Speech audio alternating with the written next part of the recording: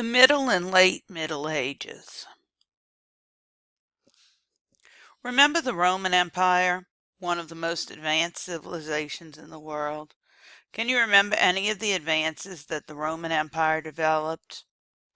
Well, the Roman Empire developed sanitation, medication, education, aqueducts, which are irrigation and fresh water, public baths and a system of public health, roads, theaters, entertainment, ships that trade with the entire Mediterranean, land in Africa, Europe, Asia, trade with Asia, peace and order.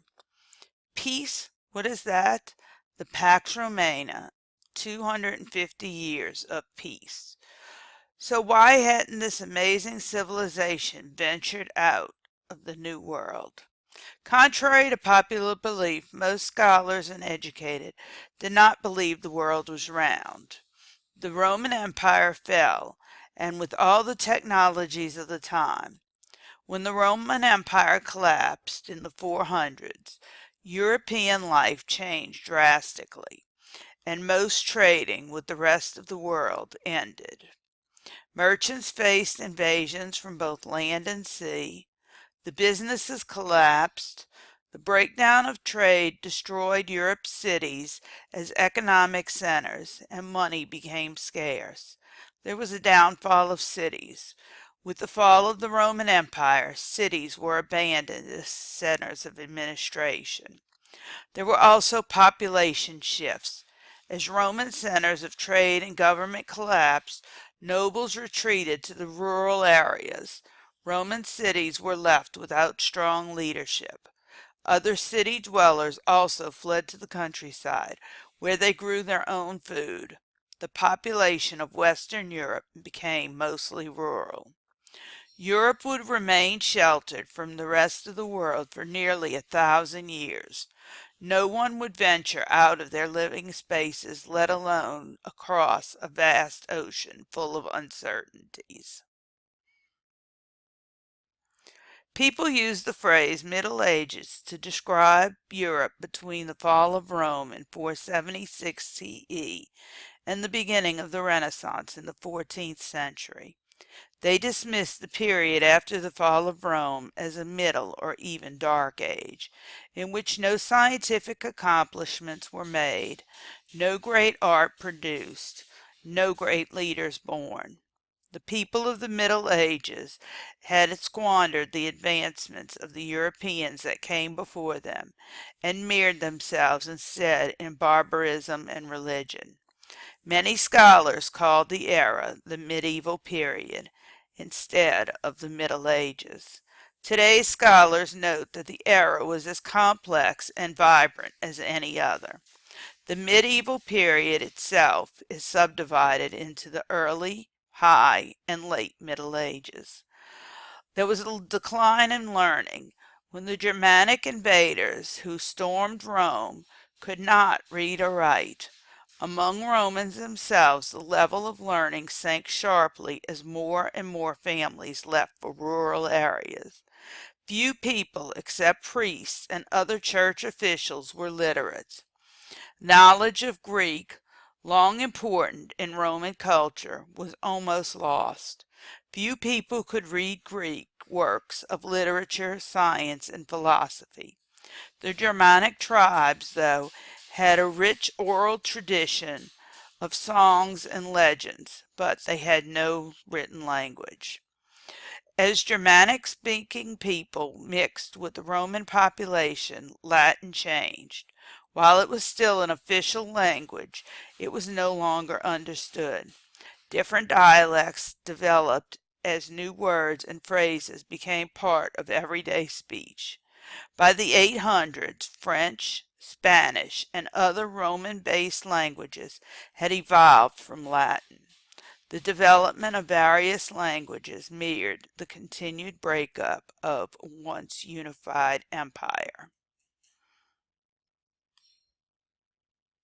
The decline of the Roman Empire brought in an era of European history called the Middle Ages, or the medieval period.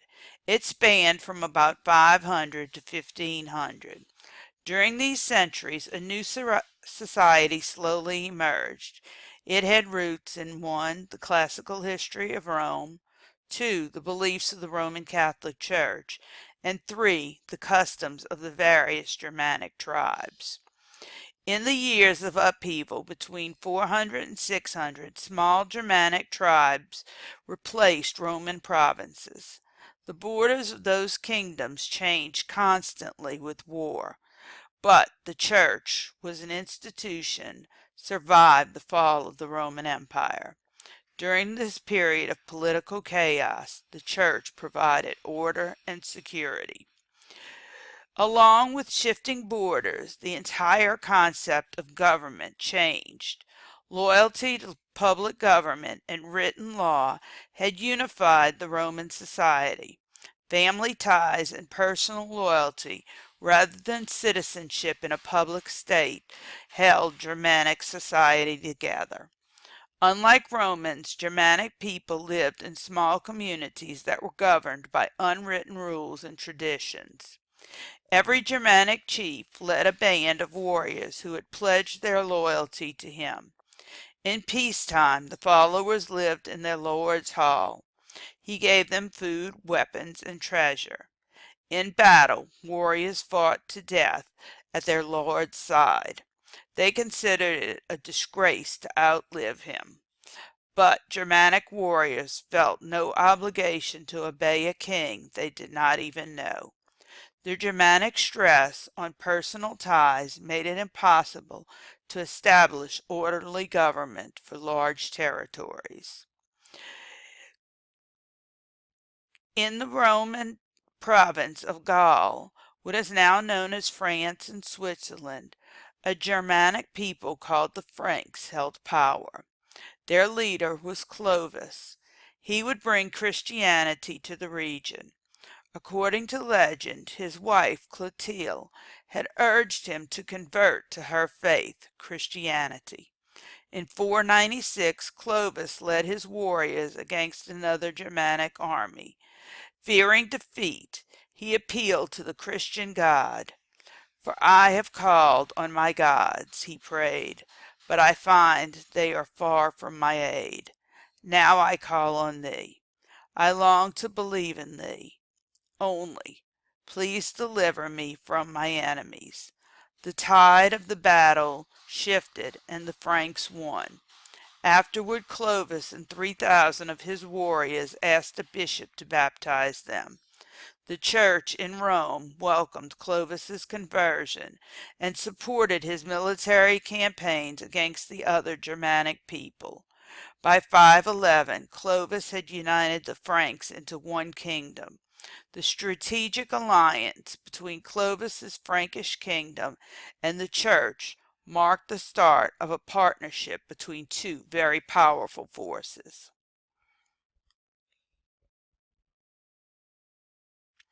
As the Franks and other Germanic peoples carved up Europe, the religion of Islam appeared in Arabia in 622. From there, Muslims, or believers in Islam, built a huge empire and created a new civilization.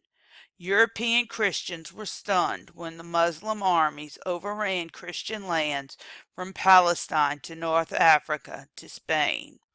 When a Muslim army crossed into France, Charles Martel rallied Frankish warriors. After the Battle of the Tours in 732, Christian warriors triumphed. To them, the victory was a sign that God was on their side. Muslims advanced no further into Western Europe, although they continued to rule most of Spain. To European Christians, the Muslims' presence was a source of anxiety. Even when Islam was no longer a threat, Christians viewed the Muslim world with hostility. In time, though, medieval Europeans would learn much from the Muslims, whose learning in many areas exceeded their own.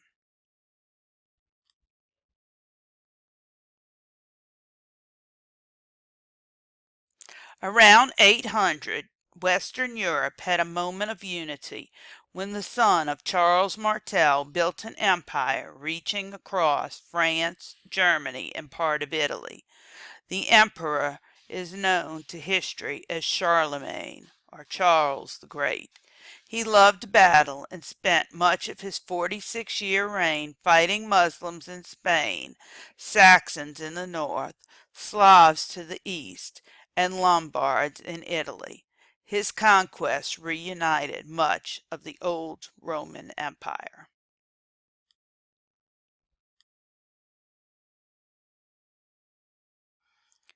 Stop this video, watch the video linked on Schoology named Charlemagne, and then come back to this video and finish. In 800, Pope Leo III called on Charlemagne for help against rebellious nobles in Rome. Frankish armies marched south and crushed the rebellion. On Christmas Day, the Pope showed his gratitude by placing a crown on Charlemagne's head and proclaiming him Emperor of the Romans. This had a huge significance. First, a Christian pope crowned a German king successor to Roman emperors, uniting the Christian community. Secondly, the Pope took the role of a powerful political leader by naming a king or emperor. Who's more powerful? If a pope can name an emperor, it is assumed he is more powerful of the two. Thirdly, the Pope's actions outraged the emperor of the Eastern Roman Empire in Constantinople. The Eastern Emperor saw himself, and not some backward Frankish king, as the sole Roman ruler. In the long run, the crowning of Charlemagne helped widen the split between the Eastern and Western Christian worlds.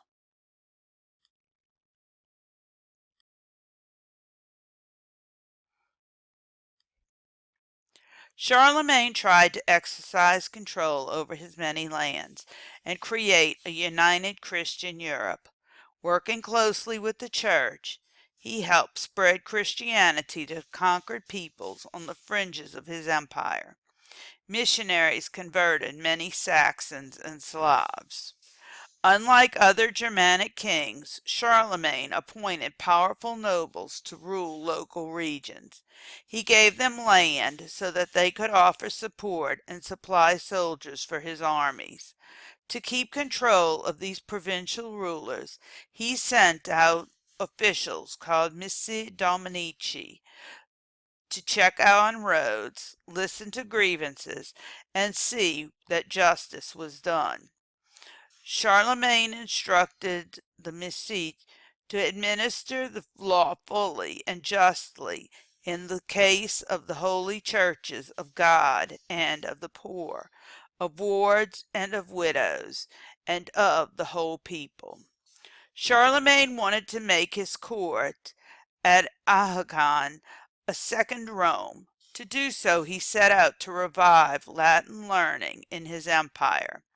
Education had declined so much that even supposedly educated clergy were often ignorant. Charlemagne himself could read but could not write. Still, as a ruler, he saw the need for officials to keep accurate records and write clear reports. He surrounded himself with German, English, Italian, and Spanish scholars. For his many sons and daughters and other children at the court, Charlemagne opened a palace school. He also ordered monasteries to open schools to train future monks and priests. Charlemagne founded a school at Aachen under the direction of the respected scholar Alcuin of York. Alcuin created a curriculum or formal course of study based on Latin learning. It included grammar, rhetoric, arithmetic, logic, geometry, music, and astronomy. He also hired scholars to copy ancient manuscripts, including the Bible and Latin works of history and science. His system would become the educational model for medieval Europe.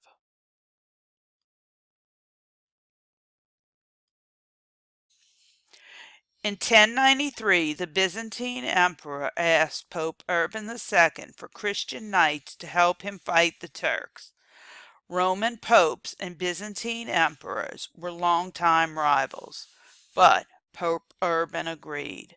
In 1095, Pope Urban II called on bishops and nobles to action. From Jerusalem and the city of Constantinople comes a grievous report, he began.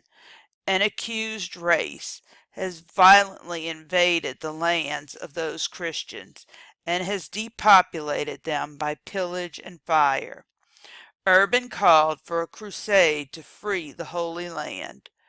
Both knights and footmen, both rich and poor, strive to help and expel from our Christian lands before it is too late. Christ commands it, as remission of sins will be granted for those going hither. The Pope declared for the people who had sinned in their lives all would be forgiven by God if they went on this holy war against Muslims. He termed this holy war a crusade, and over the next 300 years many crusades were launched.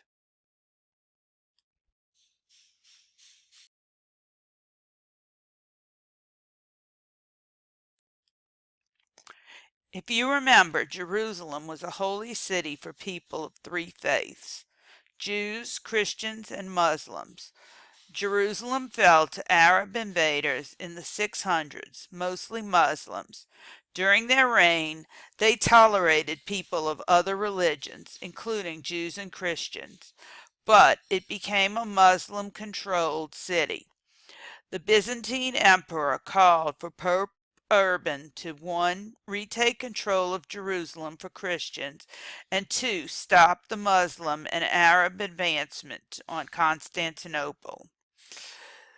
Kings and churches both saw the Crusades as an opportunity to get rid of fighting knights who fought each other. The Crusades would set Christian knights to fighting Muslims instead of one another. These knights threatened the peace of the kingdoms as well as church property. Younger sons who, unlike eldest sons, wouldn't inherit their father's property. Many knights hoped to win wealth and land. Others were in it for an adventure. Money in the later Crusades, merchants profited by making cash loans to finance the journey. They also leased their ships for a huge price to transport armies over the Mediterranean Sea. Also, the merchants of Pisa, Genoa, and Venice hoped to win control of key trade routes to India, Southeast Asia, and China for Muslim traders. Only the First Crusade came close to achieving its goals. After a very long, bloody war, Christian knights captured Jerusalem in 1099. Once in control, they viciously massacred Muslim and Jewish residents of the city. But when they left, Muslims just moved back in and retook control of the city. The Crusades continued off and on for over 200 years. In 1187, Jerusalem had fallen to the Muslim leader known to the Europeans as Saladin. On the Third Crusade, Europeans tried but failed to retake Jerusalem. After negotiations, though, Saladin did reopen the city to Christian pilgrims. Europeans also mounted crusades against other Muslim lands, especially in North Africa, but lost. During the Fourth Crusade, the Crusaders ended up attacking Christians instead of Muslims. After helping Venetian merchants defeat their Byzantine trade rivals in 1204, Crusaders invaded and looted Constantinople, the Byzantine capital of the Eastern Orthodox Church. By 1291, Muslim armies captured the last Christian outpost, the port city of Acre. As in Jerusalem 200 years earlier, the victors massacred their defeated enemies. This time, the victims were Christians.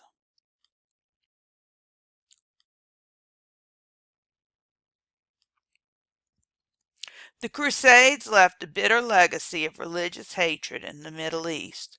Both Christians and Muslims committed horrible atrocities in the name of God.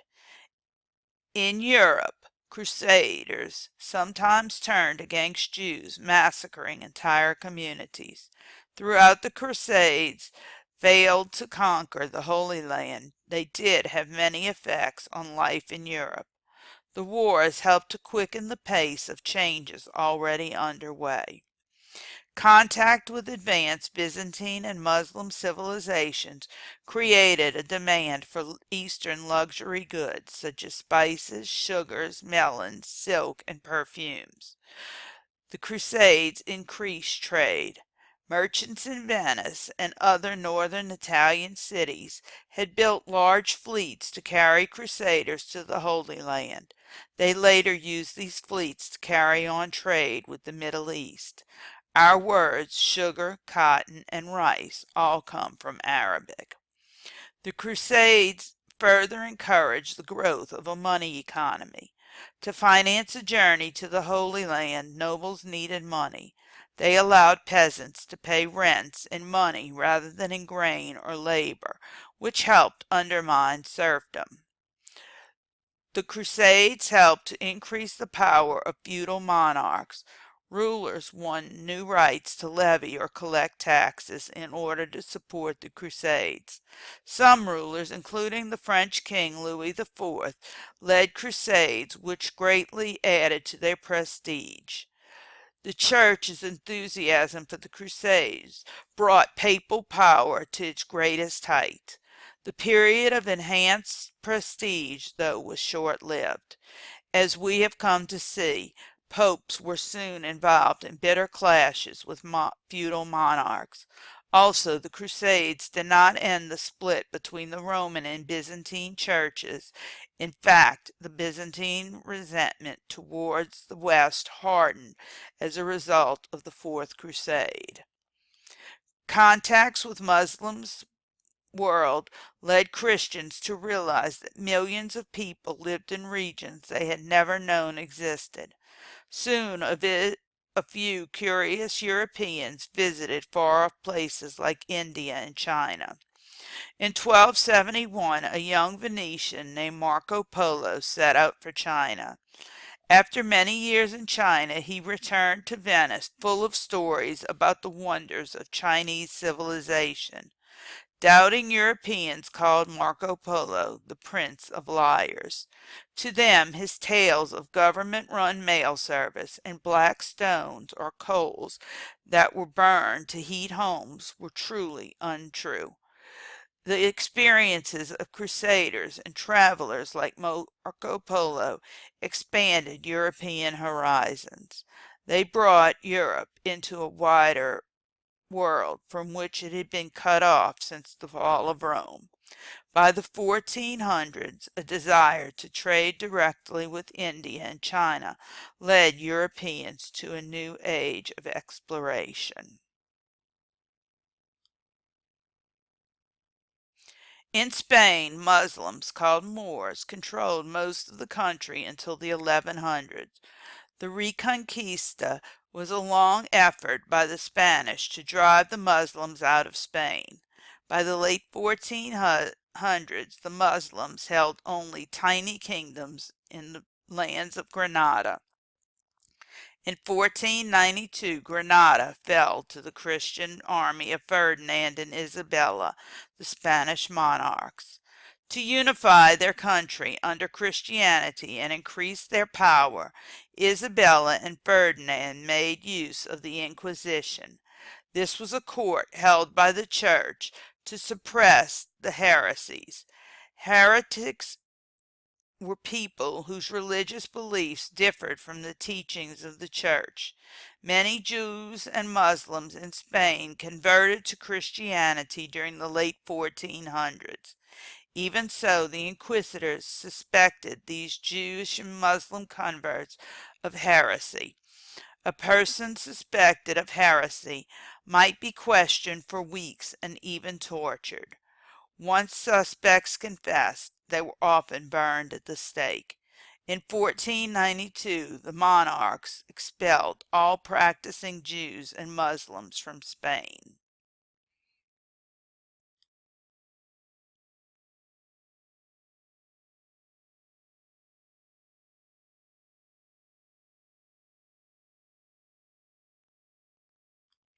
During the Middle Ages, kings, nobles, and the church struggled for power.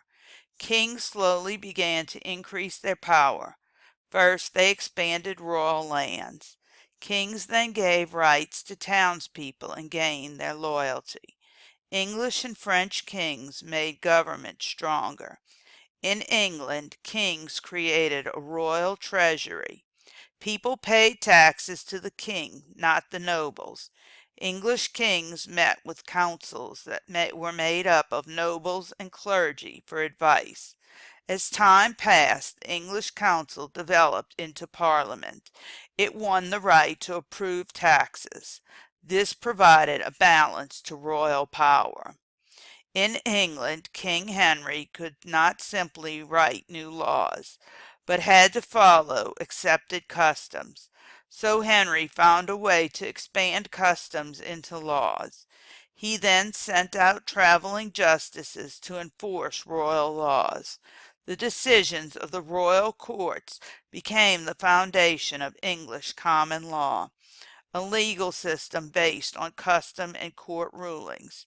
Unlike local feudal laws, common law applied to all of England. In time, people chose royal courts over those of nobles or the church. In France, the ruling family made the throne hereditary, passing power from father to son. French kings also formed an alliance with the church rulers and collected taxes, organized an army, and created an orderly government. Like English kings, French monarchs met with councils for advice.